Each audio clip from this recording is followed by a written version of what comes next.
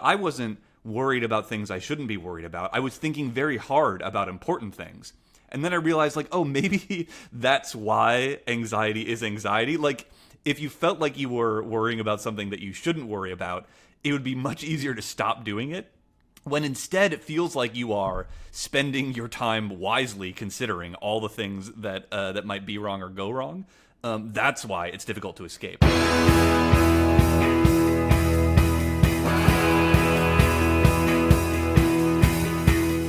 Welcome to The One You Feed. Do you ever feel like your brain is running some kind of cruel experiment on you? Today's guest, psychologist Adam Mastroianni, calls it having a skull full of poison. And let's be honest, we've all been there. The thoughts that won't quit, the anxiety that doesn't seem like anxiety because this time it's really important, the endless loop of trying to think your way out of a problem caused by thinking too much in the first place. In this episode, we talk about why our minds trick us, how mental health is like a broken control system, and why real change isn't about epiphanies, it's about action. I'm Eric Zimmer, and this is The One You Feed. Hi, Adam. Welcome to the show. Hey, thanks for having me. I'm really excited to have you on. Your newsletter or your Substack is called Experimental History, and it's one of my favorite ones out there. And it's really a lot about science and psychology, and we're going to dive into a lot of those things here in a minute. But let's start like we always do with the parable. In the parable, there's a grandparent who's talking with their grandchild, and they say, in life, there are two wolves inside of us that are always at battle. One is a good wolf, which represents things like kindness and bravery and love. And the other is a bad wolf, which represents things like greed and hatred and fear. And the grandchild stops, think about it for a second. They look up at their grandparent and they say, well, which one wins? And the grandparent says, the one you feed. So I'd like to start off by asking you what that parable means to you in your life and in the work that you do. Yeah, it's meant a lot of different things at different points, and I think what it has meant most recently is how do you tell the wolves apart? That like it seems like it should be easy, right? One's the good one, one's the bad one, but it is easy to find yourself inside value systems and to create one for yourself that where you get rewarded for doing things that aren't good. And I feel like this has been the story of the past few years of my life of realizing that, like, for me, academia was one of those value systems that I was getting rewarded for doing things that I didn't actually think were good. And I could see that, like, oh, everyone was cheering when I feed the bad wolf, and so maybe the bad wolf is actually the good wolf. And it took a long time to be like, no, the bad one's actually the bad one, and I need to go somewhere where I get rewarded for feeding the good one. Yeah, I think the other thing to continue your point about knowing which one is, a lot of listeners are hearing this and they're thinking about their internal world, right? And as your work points out, it's really confusing in there.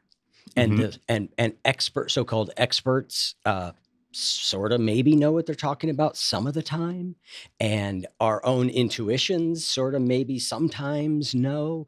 It's just very tricky to know how to respond, I think, to difficult internal circumstances. And I want to start by going to a post that you talked about where you talked about having a skull full of poison.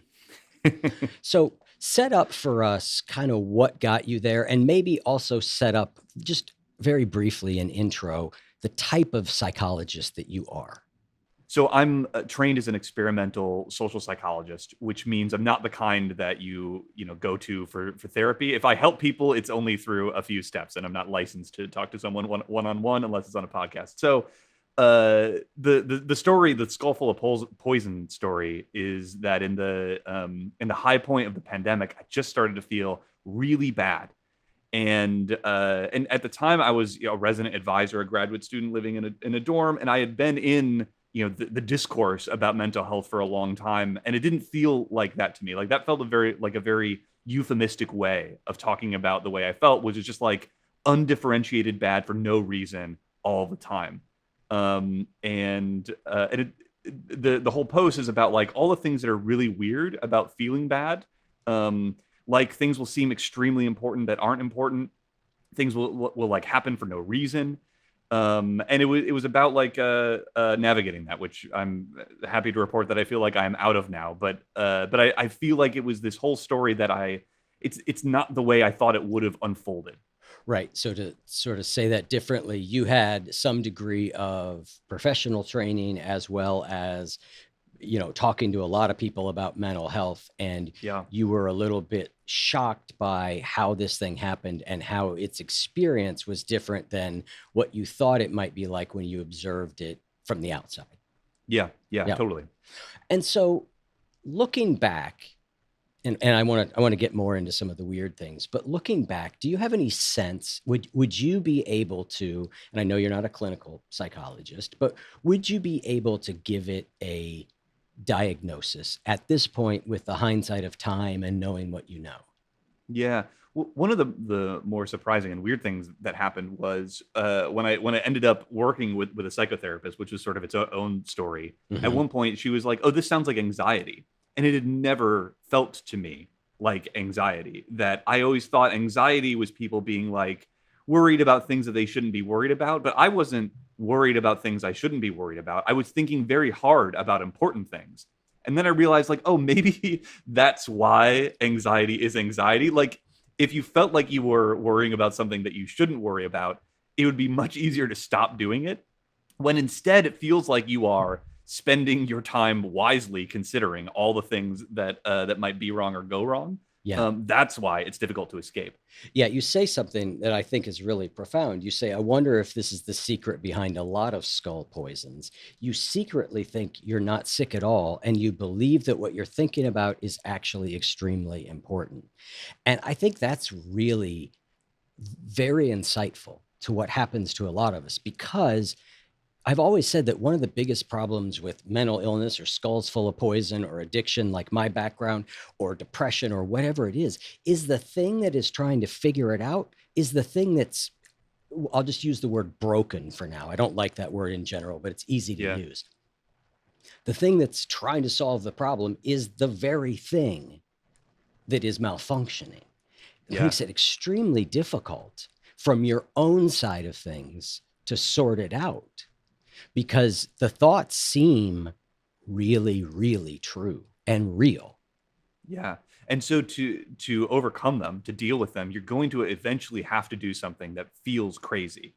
That the idea of I don't need to think about this feels stupid. It feels like no, this is the most important thing to think about in the world. And even if part of you knows that like no, it's the thinking about it over and over again that's making me feel really bad. Those thoughts go like no, no, we really need to get to the bottom of well, why are we thinking about it over and over again? Let's think about that. Right, right. And so, what did you find that helped you? Because I think a lot of people do get to the point where they recognize that this rumination, we'll call it that, is problematic, right? And they now suddenly are like, okay, these thoughts are intrusive. I don't like them. They're not good for me. I want them to go away. And it's not that simple. So what worked for you? Yeah, a few things. One was accepting a longer timeline. So at the beginning, I always felt like something's broken, but it could be fixed immediately. And so all solutions are going to be solutions that work right away. Um, obviously, none of those end up working. And even when people would tell me this, I'd be like, "No, it's it. You think that because you haven't found yours. I'm just looking for mine." And instead, when Yeah. I was like, what if the way that I deal with obsessive thinking is like each time it happens, I go like, oh, there it is again. I'm going to stop and do something else. And even if like half a second later I start doing it again, then I have to respond the same way again. And what if I have to do that 1,000 times in 10 minutes? Yeah. Uh, and what if I have to do that over and over again for 3 months before I start to feel even a little bit better? But that was the only way Yeah. ultimately that it felt like I ratcheted toward feeling like it wasn't important to think about that over and over again. Yeah, I'm writing a book that right now is loosely titled How a Little Becomes a Lot. And it's based on that very idea, particularly with thought patterns. That the good news is I do believe you can change them. The Hmm. bad news is it often takes a long time. And Hmm. if you've had, the longer you've had them, the longer that time period might be. Yeah. And so it's just that repetition. And I think you're right. This desire that we are going to have an insight or epiphany of some sort that is going to suddenly fix it, I think is keeps a lot of us really stuck and not buying into what you're saying, which is, okay, I kind of know the issue. There's no blinding insight to come. There's just a really hard work. Yeah, and the insights and epiphanies I think can help, but Yes. they're not the final moment. So there was a moment where I had a really long drive back from like campus to home, like from Boston to Ohio, and it as I was like an hour into it, I had sort of this moment where it kind of the clouds opened up, and I was like, wow, my thinking has been really obsessive and repetitive Yeah. recently. And even in that moment, I felt like, wow, it's so helpful to have this moment of realization, and it's gonna come back again. Like this is like I'm my head's above the water for a second. This is what it's like up here. I got Yep. to get back here again. Totally. I think the insights or the realizations are critical to know what direction to go, Yeah, yeah, right? Like until you have that, you don't even know what direction to go. But once you have it, there's still a ways to go. But again, I love that that's what worked for you, was just little bit by little bit changing those things. yeah, yeah, yeah. And I worked with a psychotherapist too that it was also helpful for pointing these things out, and was helpful too for like giving me a kick in the pants a couple times where I had sort of thought, because of the discourse that we have around mental illness, that like, now the way you need to treat it is with sensitivity, and that's true, but also sometimes I needed to be told like, no, stop, like stop doing this. Yeah. um, that like, I care about you, but like this thing that you're doing, you do need to stop doing it. It is unacceptable. Yeah, I think about this a lot because on one hand, I think we have become a lot more sensitive and we're a lot more understanding, and we recognize that people need to feel seen and heard and understood. But I sometimes wonder if we've gone too far in that direction, or we just stop there. And my experience, and I got sober 25 years ago in a pretty hardcore 12-step area program. And there wasn't a lot of, I mean, the sensitivity could have been dialed up. And it certainly is part of what eventually made me not want to go.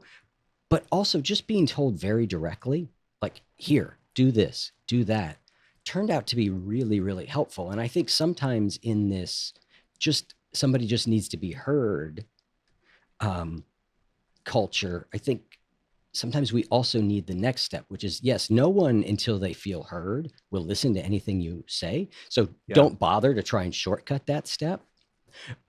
But there are other destinations beyond that where we do need people who are on the outside to say, well, here's something I see, or why don't you try this?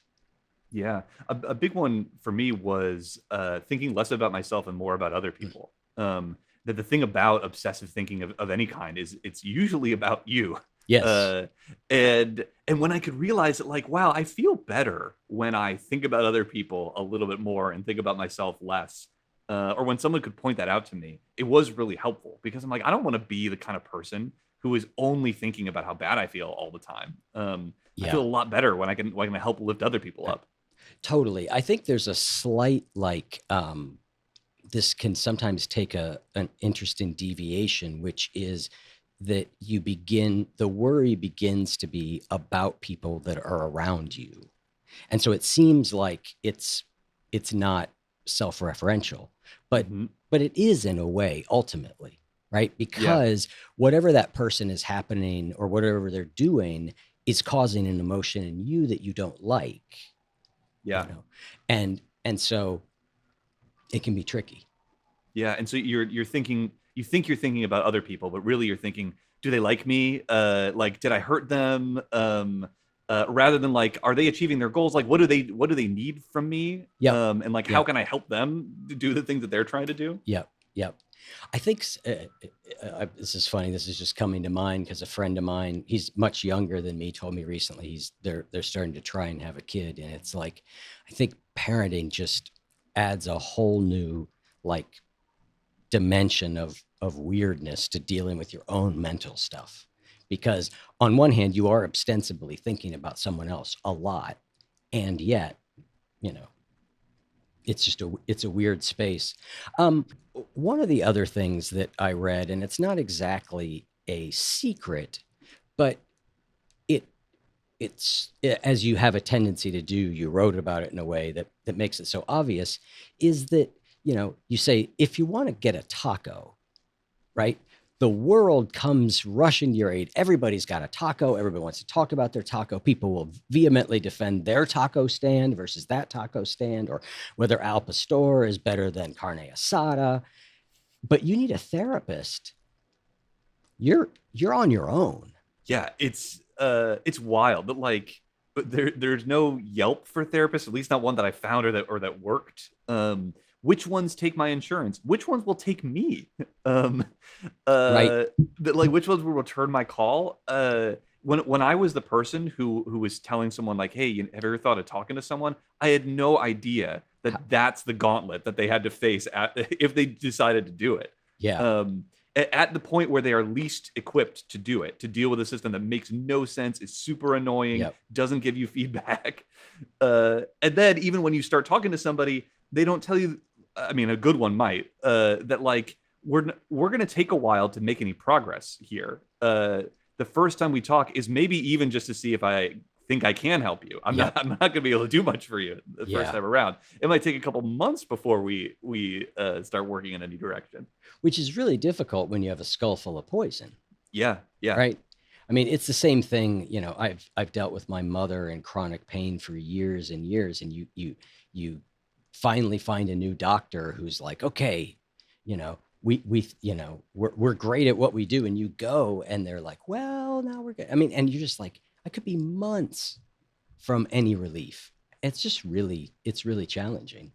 Yeah, especially when our level of understanding is so early and so rudimentary for anything psychological. We just haven't been at this very long. And even though, we produce these big book of diagnoses, like that book is going to be different or entirely gone, hopefully, 50 or 100 years from now. Yep. And so the limit on what we can do for people is also often like not that high. Yep. And it really varies by what you present with. And a lot of things we can help a little bit. But few things do we know exactly what they are or what to do about them. And this is like a limit that you have to accept if you're ever going to get better. Right, right. I think that is a good segue here for us to sort of talk about the state of psychology as a science. And I'm going to make this tie this back to listeners, because what we think about the state of psychology and what we know is very helpful in how we navigate the journey, right? And one thing that studies that seem to keep showing is sort of, I guess, for lack of a better word, disconcerting, is that we don't really know what makes a good therapist. Or sometimes they don't seem, one type of therapy doesn't seem to be better than another type of therapy. Sometimes it doesn't even appear to be better than talking to a friend, and yet we know it can be. Talk to me about what we know about the role of therapy. I think you would say you were glad you did it. Yeah, yeah, yeah. Yeah, the way I think about it now, especially in retrospect, having had a good experience, was that like the part of it where I think of this person as a practitioner of science, like didn't actually add anything for me. I would rather think of them as someone whose job it is to help me navigate the issues in my life.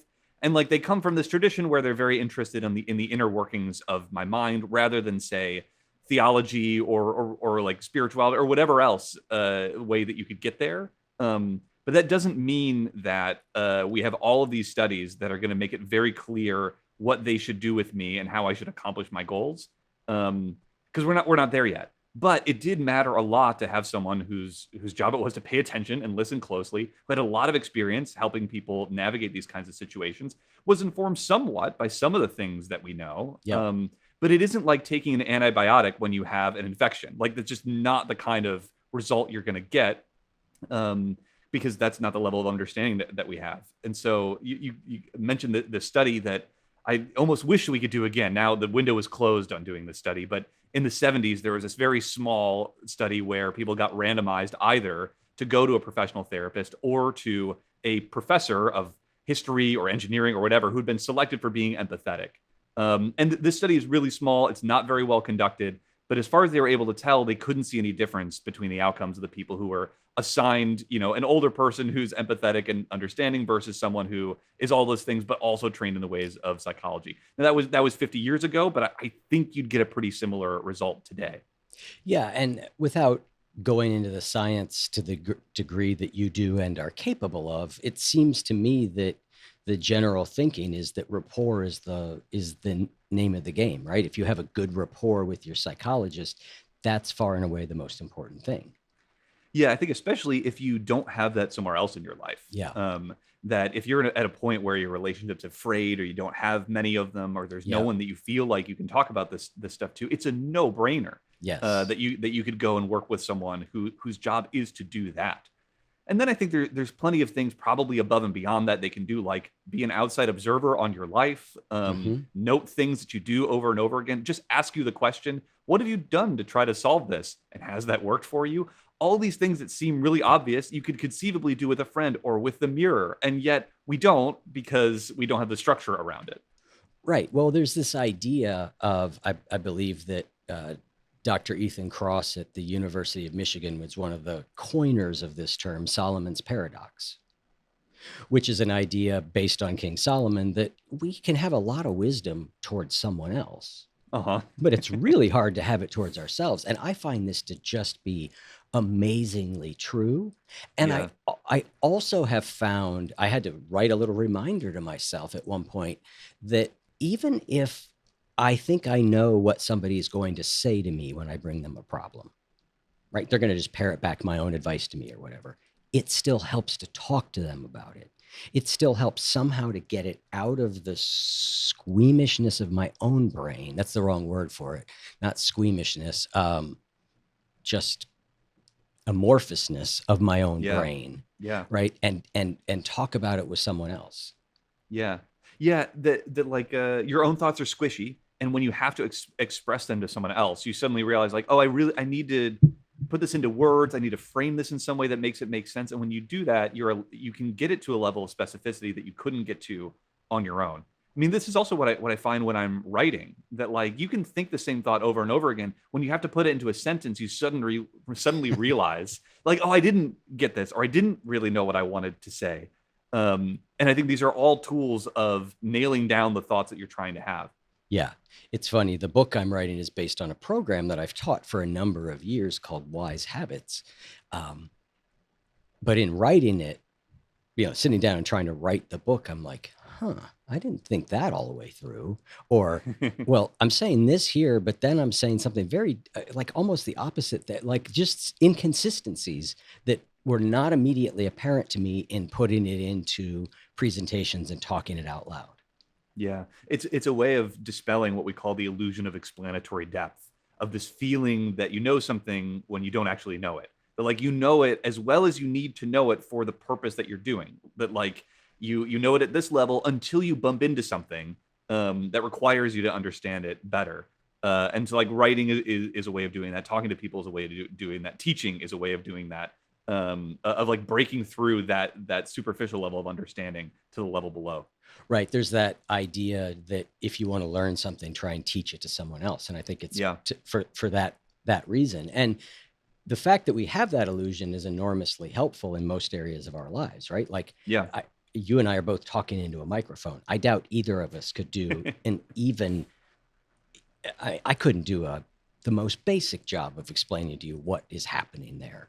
Yeah. Despite having been around microphones, not just as a podcaster, but a musician my whole life. I have no idea. Now I have friends that could take this thing apart and explain every bit of it and fix it, but I don't, because I've never needed to. Yeah. And if you didn't have that illusion, if when you got to the studio you were like, whoa, what's this, like how could I possibly use this thing if I don't know everything about it, or you're constantly distracted by that, when we're in a world filled with things like that, like we could never survive or get anything done if there was an alarm in your head that went off every time you didn't understand something, because it would always be going off. Like you'd never have any peace. Right, And right. so it's helpful to have this thin film of understanding. If what you want to do is get by, if what you want to do is understand, then you have to puncture that envelope. Yep. So let's use this idea of understanding to go back to psychology and the state of psychology, because I, like you, believe we don't fully know what is going on in people's brains. I mean, I've worked with enough people one on one and in my programs to know that for some people, you say this, and for other people, you say they need the exact opposite thing. And these could be two people who demographically look the same, two 35-year-old men. But one of them has a problem speaking up. And so you're like, hey, we need to work on that. And the other has a problem of just, being aggressive in conversation. He needs something completely different, yet they look exactly the same. And so the number of variables that go into, even when we're trying to blind control or control a study, seems crazy to me. And it makes me doubt that we'll ever get a lot further. And a lot of people share this view. The mind's too complicated. We're not going to get there. But you don't share this view. You Yeah. believe well, you say what you believe instead of me saying Yeah. what you believe. Well, I certainly agree that it's complicated and it will be difficult to get farther. And it's also possible that we'll never get farther. But the fact that it is difficult and is complicated is not in fact evidence that it is hopeless that we'll get farther. And the examples that I take are from the rest of the history of every other science, where there are plenty of periods where things seem so, like, hopelessly complicated. How can we possibly make progress? And eventually we do, because we discover the underlying structure of the system that we're Yep. trying to work with. And so if you think about the alchemists who are, trying to change elements into other elements, and they have no idea what an element is or what they're made of, or that, like, the position of Venus does not affect the result of the reaction, or that like some things that they consider one element are in fact a mixture of two things. If they don't understand any of these things, there's a real limit on how far they can get. But when you start getting those little building blocks of, like, oh, there are things called elements, they cannot be reduced further.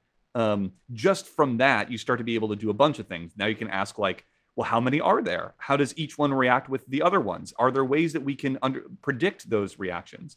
What we don't have for psychology yet is the equivalent of those elements. We don't have a good idea of what are the units that make up the world we're trying to study, and what are the rules that govern the interactions of those units. And that's, I think we're still in the prehistory of psychology. That's a really good point to think about the periodic table of elements as a reference, because it's not simple, Mm-hmm. right? We haven't simplified it, right? There's a lot of elements. And as you mentioned, how do they combine with each other? We begin to learn that. But by having a certain number of building blocks, we can begin to make progress. And it seems that perhaps with psychology, we don't, like you say, we don't have even these basic building blocks. We have these diagnostic ideas that are, I used the word amorphous earlier, are very amorphous, Yeah. almost to the point of being, I mean, they're useful to a point in some cases, I think is Yeah. the best way I could say it for them. If you were given the reins of psychological science, right? You talk a lot about how you think we should and shouldn't do science. If you were just, for some reason, I mean, our president's doing all sorts of what seems to be kind of crazy things. So this would be no crazier. He comes to you and Yeah. says, Adam, you are in charge of psychology for the next 4 years. You got all the budget you want. What would you do? Two things. One would be diversify the budget. In that I have the things that I want to do, but I also want to hedge against it by trying to fund a bunch of other different crazy ideas. Because this is what I think we haven't been doing, or what we're really bad at doing in science, is diversifying the ideas that we're working on.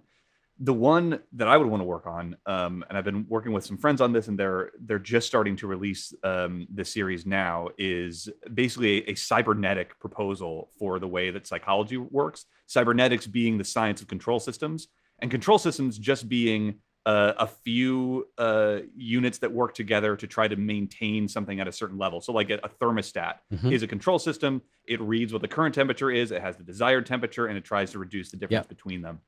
And I have some friends working on a proposal for, like, a lot of psychology can be thought about in terms of control systems. That there are many things that that humans have to keep at the right level, or else they die. We need some salt, but not too much. We need some sugar, but not too much. We need to be at the right temperature. We need to interact with other people, but we can't spend all of our time interacting with other people. And so when you start to think about that, you might think like, man, the error signal in each of these control systems, the thing that says when it's out of whack, could be what we think of right now as an emotion.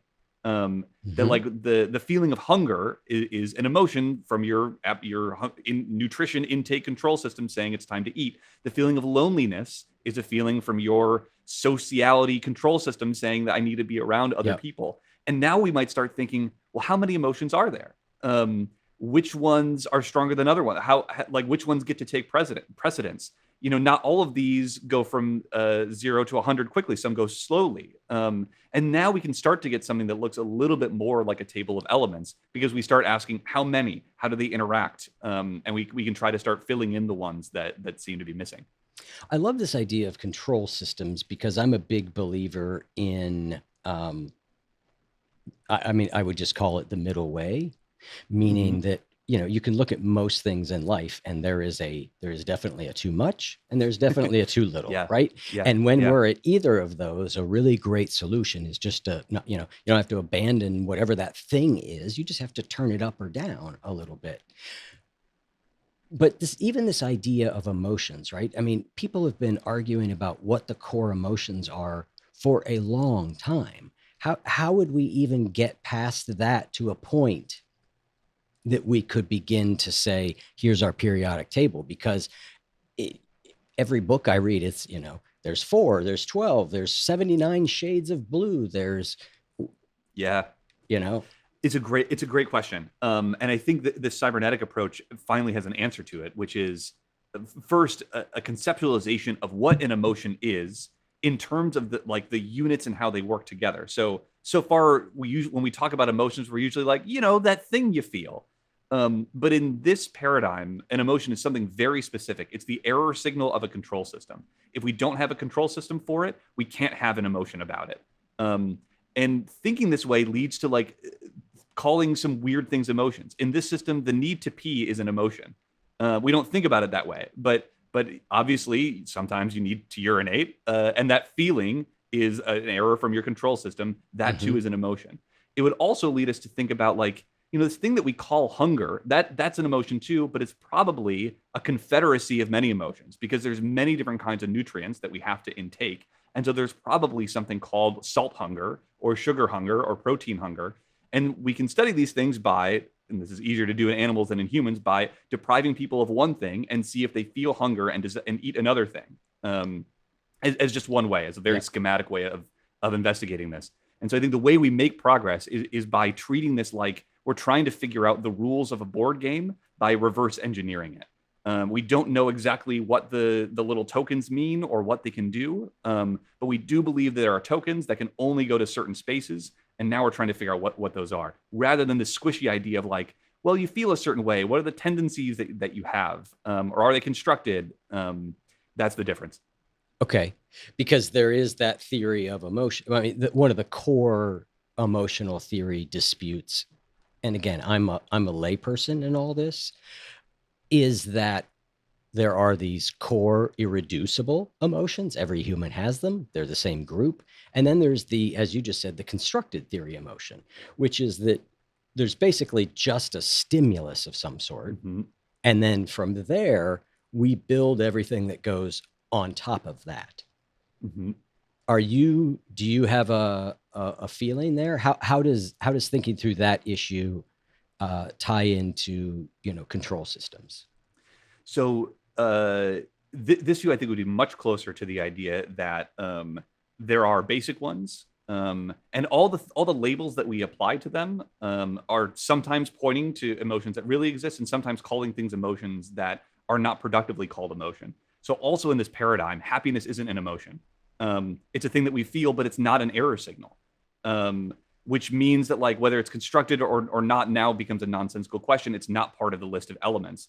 the, I mean, by the way, the original periodic table or original attempts at a table of elements included things like light and heat, which didn't end up being elements. And a moment of progress was when we realized like those things are different. And so it's possible Hmm. that like happiness is actually a different thing. So in this proposal for a paradigm, happiness is actually not a signal that something's gone wrong. It is the feeling that you get for correcting an error.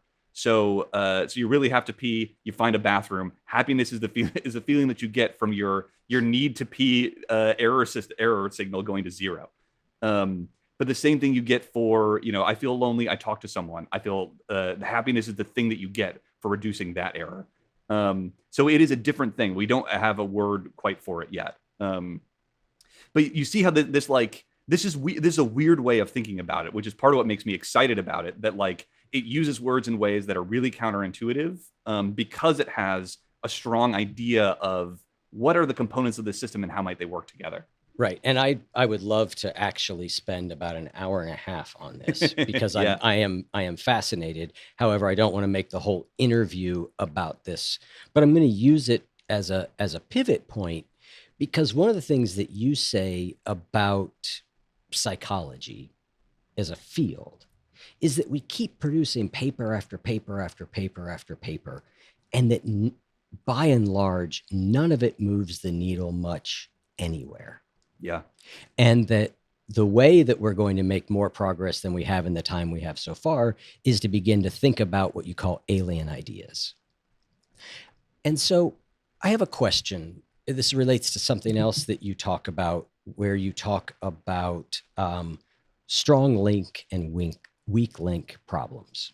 I'm tying a few different things together here, which I'm yeah, sure you've tied together in your mind.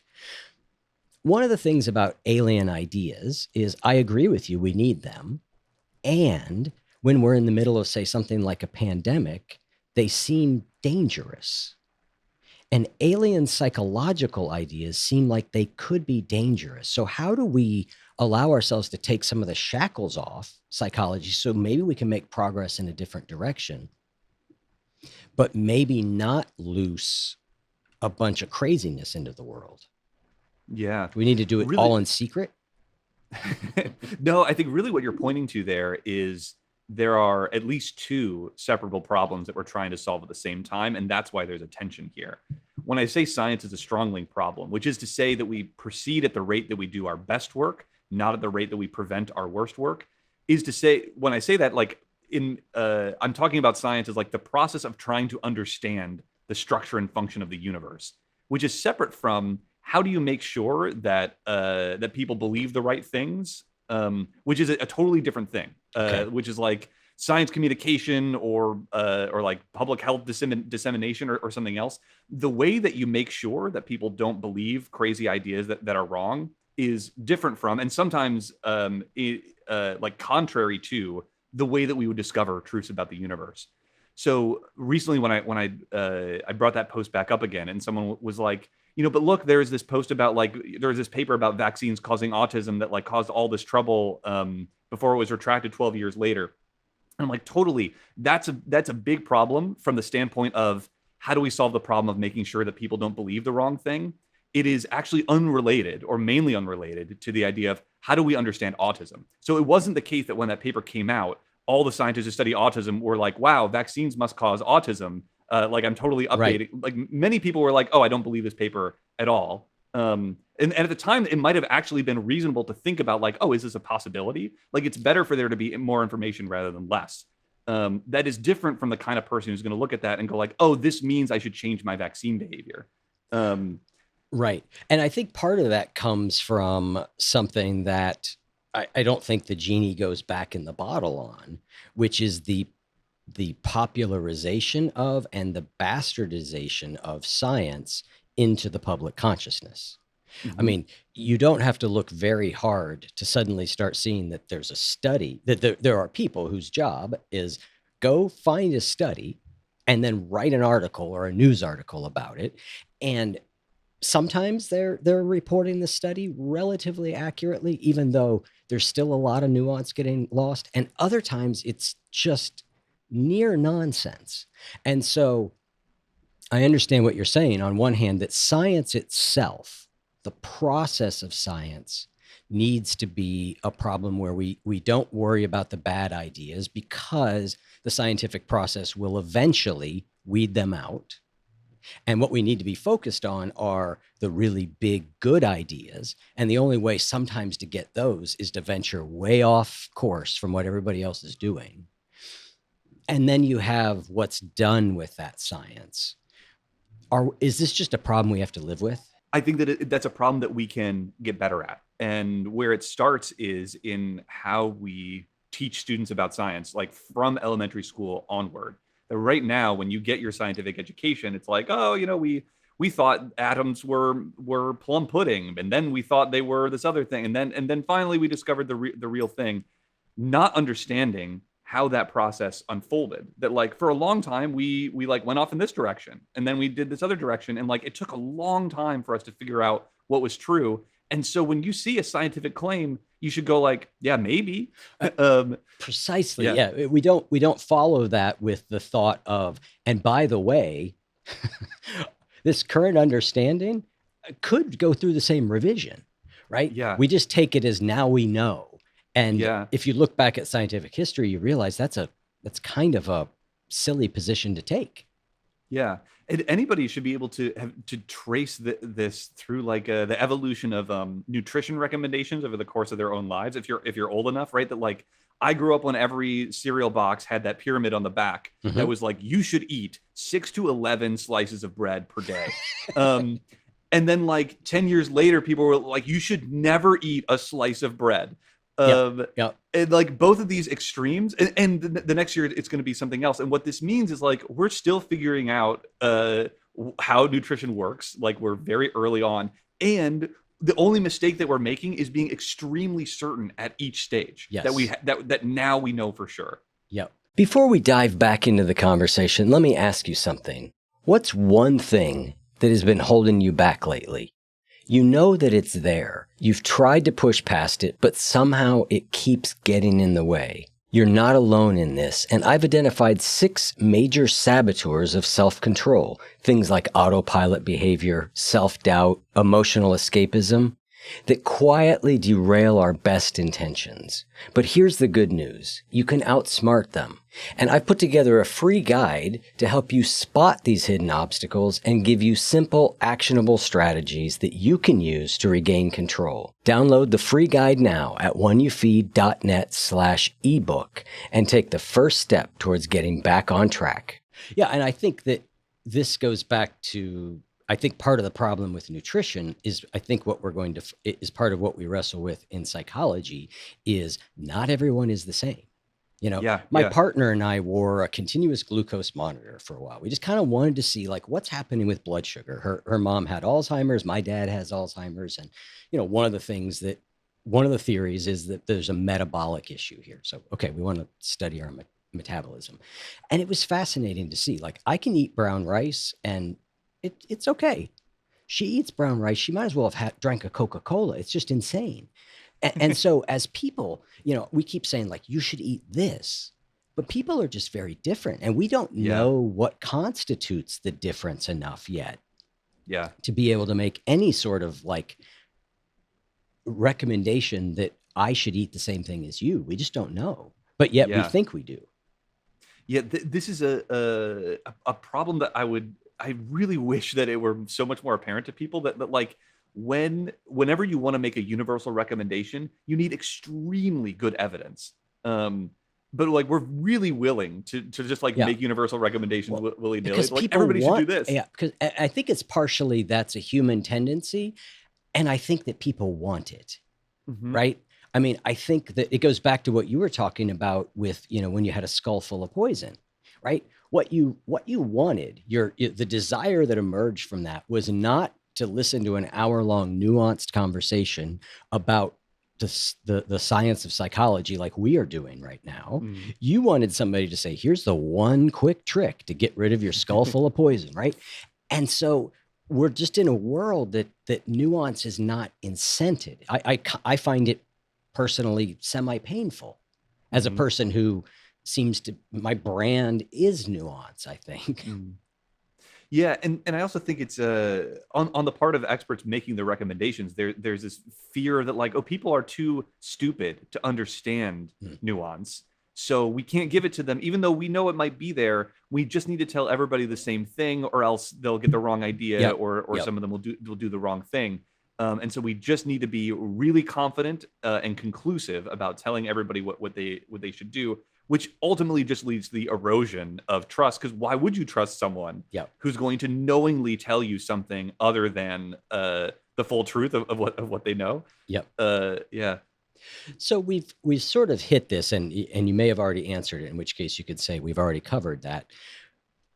But what are some of the ideas in psychology that you find interesting, promising, new? So you've just mentioned one, which is this idea of control systems.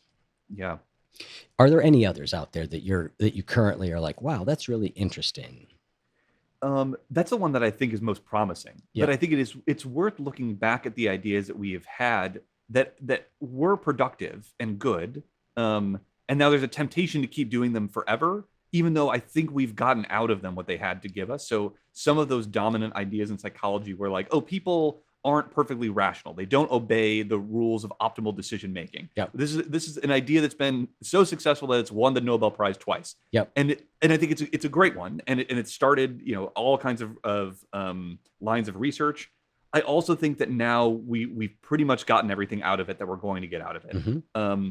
Same thing with situations matter. So this was like a revolution in the 60s and 70s that at the time it was reasonable to think that, like, there's just different kinds of people, and some people are good and some people are bad.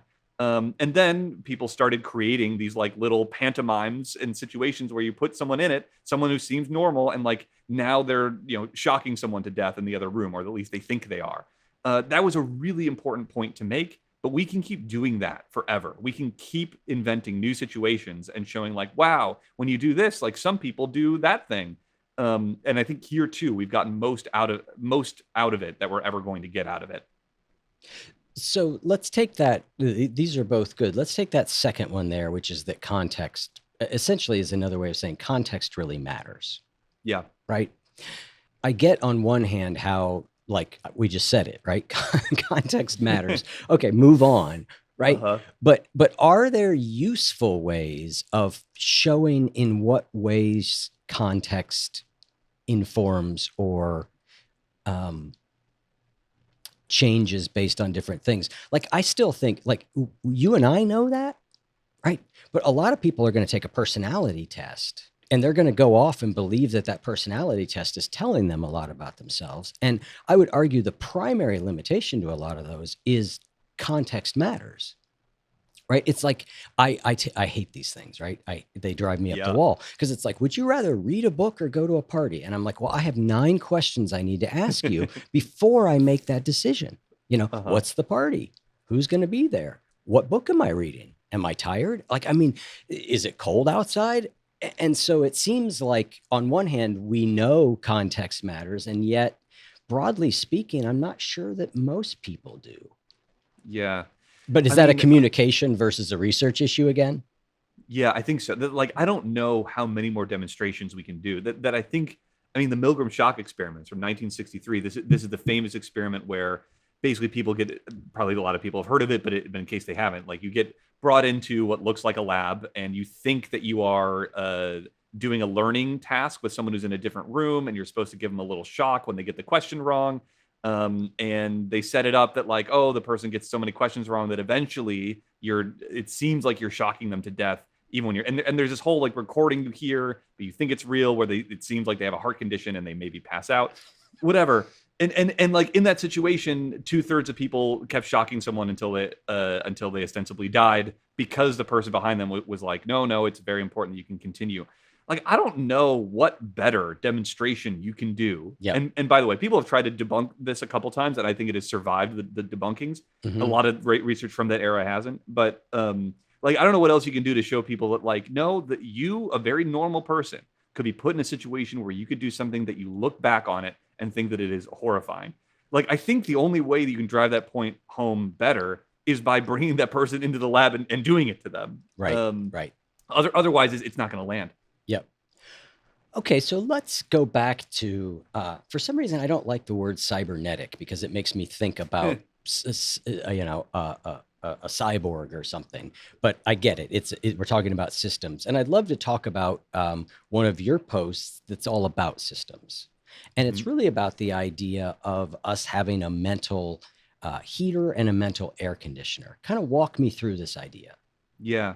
So this comes from my thinking about the control systems of the mind. That there's this naive idea that we just want to be maximally happy. I mean, literally, psychologists will write this in their Hmm. papers. Like, well, Yeah. obviously, people want to be happy and not unhappy, and they'll give 6 citations for it. And but I actually think that if you watch people, this doesn't seem to be the case. People will do things all the time that do not seem to make them happy. Like, why do we go to haunted houses? Like, why do we watch movies about the Holocaust? If you ask people afterward, like, did that make you happier? People would be like, no. Okay, well, why did you do it? And I think part of the reason is we don't actually desire maximum happiness. We desire the right level of happiness. That it is dangerous and bad for us both to be too sad. It is also dangerous and bad to be too happy. Like we call that mania. And when people are stuck in that mode for too long, they end up doing things like thinking they're the reincarnation of Jesus Christ, or they do a bunch of drugs, they spend all their money starting a stupid business, and they end up in the hospital. And so, like, it is bad for us to max out this system. It is also bad for us for the system to be working at its minimum. This seems like a case in which we would have a control system governing, trying to keep us at the right level. And so, when we're too high, it tries to bring us down, and when we're too low, it tries to bring us up. And that's the thermostat that runs with the furnace and the air conditioner. So with mania, my favorite example, what we're not getting across well enough in this interview is how funny you are in your writing, right? Like, I mean, you're genuinely hilarious. Um, and one of the things you did when you're writing about mania is go look at like Reddit forums for what people did when they were under mania. And my favorite was collected enough signatures to become mayor. Yeah, yeah, And if you've seen it, and I've been close enough to people with addiction problems and severe psychological problems to have been on some psych wards visiting, and mania is terrifying.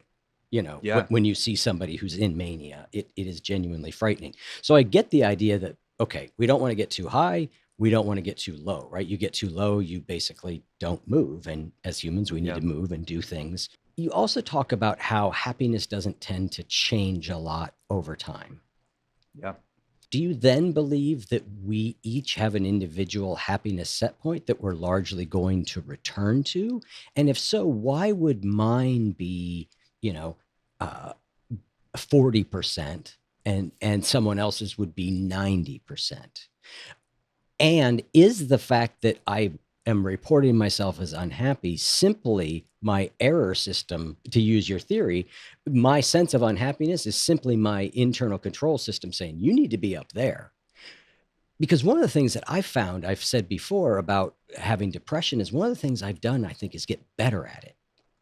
And what I mean by that is I often just don't make a very big deal out of it, Hmm. right? There are times where I'm like, just, it is what it is. No existential crisis needed. Yeah, I mean, to your first question of whether I think different people have different set points, that seems to be true Hmm.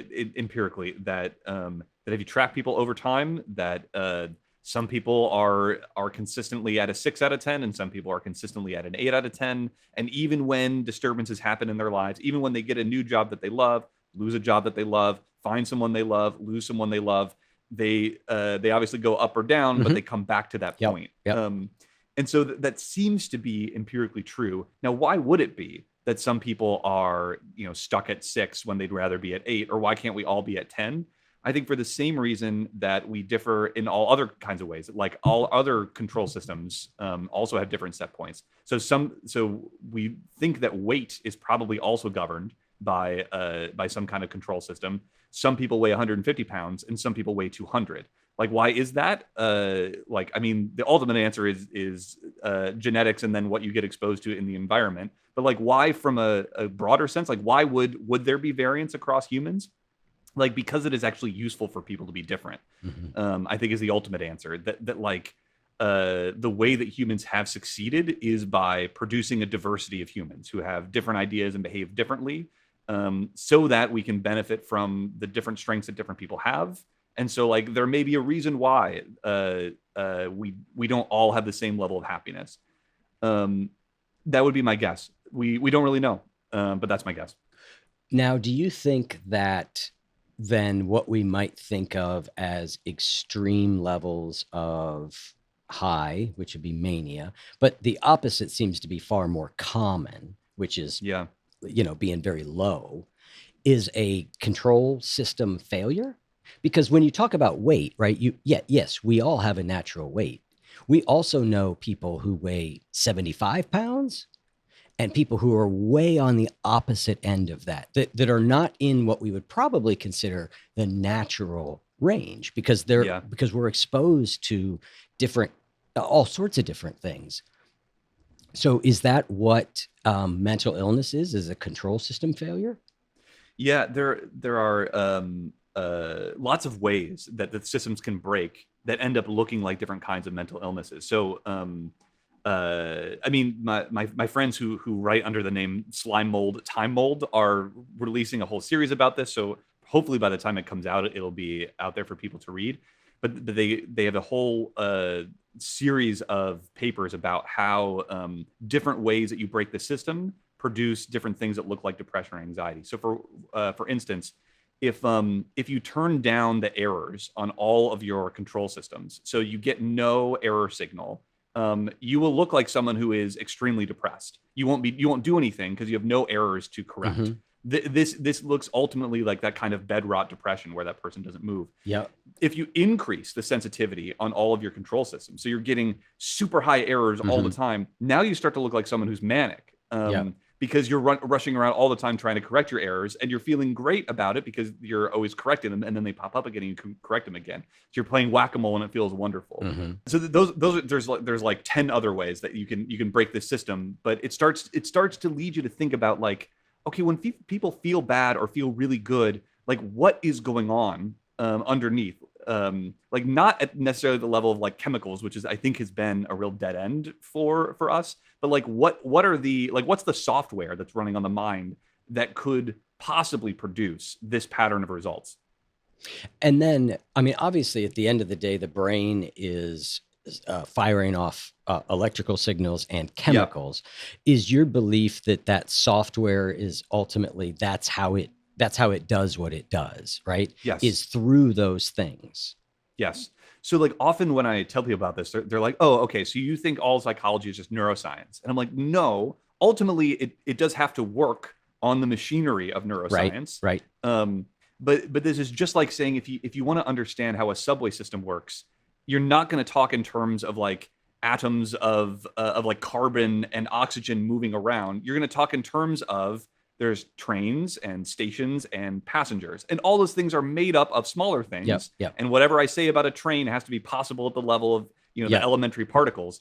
But that it makes no sense to explain it in terms of like, oh, a mass of carbon is moving. What you want to say is the train is arriving in the station. So there's different levels of analysis that are useful for describing things that are happening in the system, and that like the train and station and passenger level is the one that we're trying to get to in psychology. Got it. And so it's not that when we talk about happiness set points, sometimes people just take that as like, well, this is just where I am. I'm fixed, right? And I think we do know that if we follow your theory, that it's possible that you're not at your actual set point of happiness. You're at the point that you're at because of these errors in the control system. And we can do things to fix that. Like, and so like I can look at myself and be like, okay, 24, I was a homeless heroin addict, which I'm going to just make a grand interpretation here and say, I wasn't doing so well heading into all that. Right. Yeah. And I think I can look back and go, okay, there was depression happening and all of that. And so I think that I've changed obviously from there to here, right? And then within that, I think there's this point where things get tricky. And this gets back to kind of some of what we talked about with your skull full of poison, right? Let's just say that I've got my control systems kind of working fairly well, and I'm a 6. If I keep thinking I have to be an 8, I might be then turning myself into a 4, Yep. right? Yeah. So how do we from everything that we've talked about and from your own experience with this, how do you think about this in navigating your own internal world? Yeah. So I guess one thing to say is that like consistency over time is in itself like not necessarily evidence of a control system. It's consistency against disruption. So if you put me in a cell for the rest of my life, I'd be pretty unhappy. And you could say like, well, I came back and checked you 20 years later, and you were a four. Four must be your set point. But actually, to know that four is my set point, you have to put me in a cell versus like, I have to dive into a swimming pool full of gold coins. Like if I'm a four across every situation, it Yeah. suggests something is trying to keep me at a four. Yeah. So when you're in a situation, like situations can keep you at a four for a long time if they're really strong. Yeah. Also, these things can change over time, and we can see this in some of the systems that we understand a little bit better. So, for instance, if you take lithium as a psychoactive medication, which usually they do for bipolar, for a lot of people that causes them to gain weight. For some percentage, they lose a lot of weight. On average, they gain weight, which is also interesting that there's these paradoxical reactions. Right. But Right. we know that it is possible to change the set point of people's weight by like introducing foreign substances. So Yep. like the fact that that works for one control system suggests it's possible for other ones that you can change these set points. Um, either by like whatever Yep. introducing chemicals that make at the chemical level make things different. But you could probably also do it at the trains and stations and passengers level to make things different. So I think this is what a lot of us are trying to do when we're trying Yeah. to live a more balanced life. Is like, okay, this isn't going to be a matter of what substances. I mean, some of it might be a matter of what substances I put in my body that Yep. change my set point. But like, what are the things that I might consistently do that could keep me artificially lower than I might otherwise be? Yep.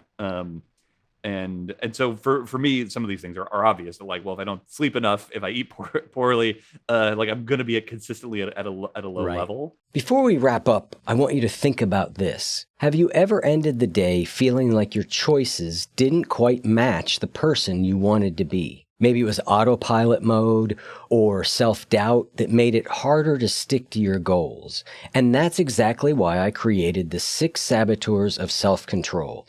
It's a free guide to help you recognize the hidden patterns that hold you back and give you simple, effective strategies to break through them. If you're ready to take back control and start making lasting changes, download your copy now at oneyoufeed.net/ebook.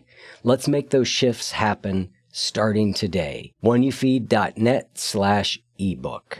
Wonderful. Well, I think this is a good place for us to wrap up. You and I are going to continue in the post-show conversation because we need to talk about eating frogs and the statement that demons are real, which seems like an odd statement from I don't know if I guess you wouldn't call yourself a rationalist, but a guy who's on that side of the spectrum.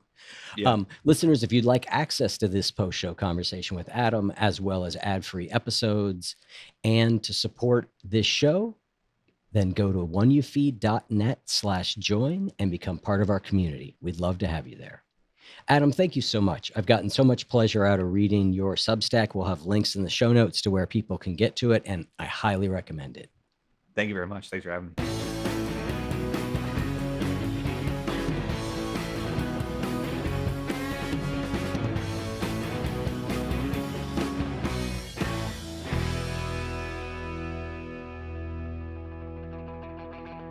If what you just heard was helpful to you, please consider making a monthly donation to support the One You Feed podcast. When you join our membership community with this monthly pledge, you get lots of exclusive members-only benefits. It's our way of saying thank you for your support. Now, we are so grateful for the members of our community. We wouldn't be able to do what we do without their support, and we don't take a single dollar for granted. To learn more, make a donation at any level, and become a member of the One You Feed community, go to oneyoufeed.net/join. The One You Feed podcast would like to sincerely thank our sponsors for supporting the show.